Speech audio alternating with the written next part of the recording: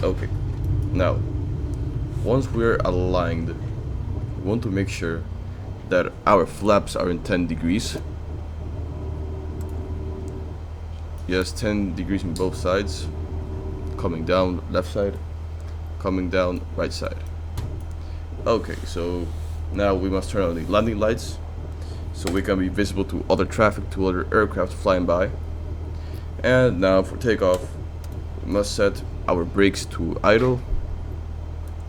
Now the aircraft is rolling. Now we must set the throttle gradually to full power, so 50% throttle, sorry, 70%, and then full power.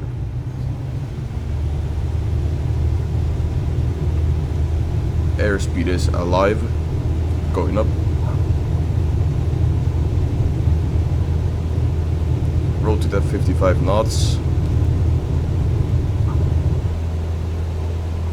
And we will maintain a smooth 10 degrees nose up pitch attitude and climb with 1000 feet per minute.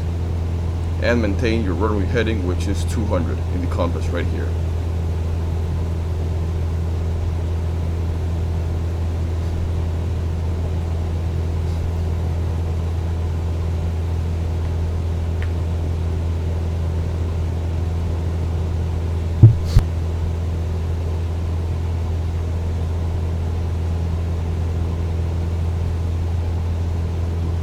Once we reach 700 feet, we can safely retract the flaps to reduce drag and improve our climbing performance. So this was how to execute a takeoff safely in Cessna 172. Thank you for watching.